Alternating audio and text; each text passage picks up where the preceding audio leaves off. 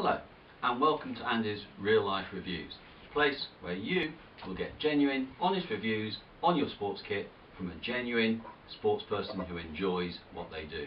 There's no sponsorship here and no bias. So today we're looking at Shimano's TR9. The TR9 is Shimano's top of the range triathlon shoe. So straight out of the box, the first thing you're going to notice, I'm sure, is the colour. And this is going to divide opinion. One extreme or the other. You're going to love it or hate it. I kind of love it. I really think so. Okay, let's put aesthetics to one side now and start looking at some of the more technical aspects of these shoes. So the front toe section is quite boxy. I really quite like that. Lots of space to wiggle the toes in and plenty of ventilation in the front.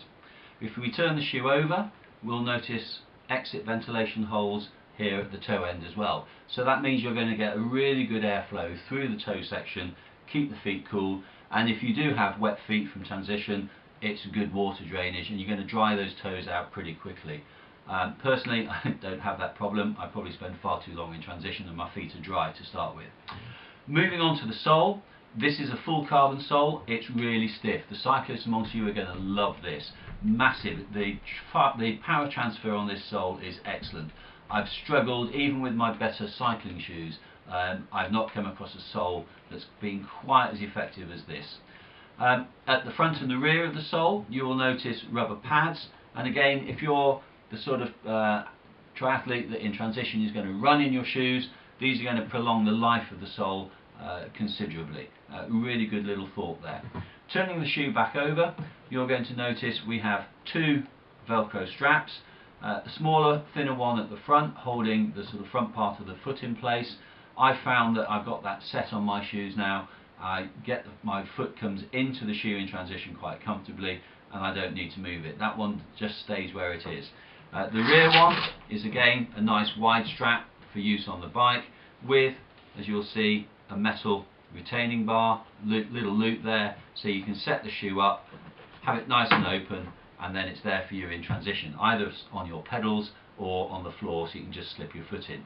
Really effective. Shimano aren't the only ones that use that. It's well tried and well tested. Upper of the shoe, again, really flexible, really light, really breathable. And whilst we're on that upper there, you will notice that all the way around the shoe we've got ventilation holes around the side, in the heel there, and the same on the other side, all the way around. So it's a really good, it's a lightweight shoe. It's probably not the lightest on the market, but it is a lightweight shoe with lots of ventilation. In terms of comfort, without socks on, very, very comfortable. Sprint and Olympic distance, no problem whatsoever. I'm going to wear these in Dublin coming up in the half iron. I'm pretty sure I'm going to wear socks for that though. But certainly if you're a barefoot triathlete, for your cycling and your running, very comfortable at sprint and Olympic distance. Coming to the rear, we've got a very clever double loop system on here. The top loop comes over on itself and it is really easy to get a finger in and for pulling the shoe on and helping put the shoe on. It's well secured, it's not going to come off. I certainly hope it's not going to come off, but it doesn't feel like it's going to come off.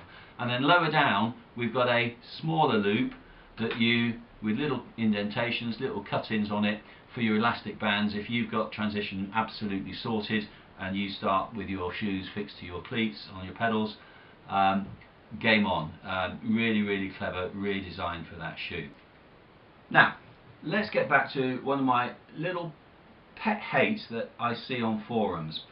Shoes like this have been slagged all over the place if you read forums about the doing up of the Velcro. Let's put this one to rest straight away. These are triathlon shoes. They are not specific cycling shoes. As such, they are designed to open outwards, so that when the shoe is on the bike, on the pedal, okay, cleated in, then you can stand on, your foot can go on top, you can pedal, get ready either at the beginning or take your foot out and pedal towards the end of the cycle element, and your strap is not getting caught in your chain, in your cranks or any other aspect of the bike. Okay, that is why triathlon shoes are designed this way round. What they are designed as well to have is sections on the end of the shoe where you can cut them off, and they've got indentations. Each element is separately sewn in, and if you look at my 43s that I've been wearing and I've competed in, I've cut off the top end of the section. Yes, if you need to do these shoes up tightly, then you are going to have a little bit of overplay, but they're made to be cut and they're designed that way. Please, please, please don't criticise these shoes because they do up inwards. They're a triathlon shoe and they are meant to do up inwards. Thank you. So in summary, do I like these shoes? I love them. Well done, Shimano. I think they're a really good shoe. For those of you concerned about size, 42 for me, I'm a 42, is a perfect fit. If I'm honest, 43 is a bit too big for me. However, as I said before, I do like the little freedom, the extra freedom of wiggling my toes, and I'm not too worried about losing 1 or 2 watts of power. I'm not that good a cyclist.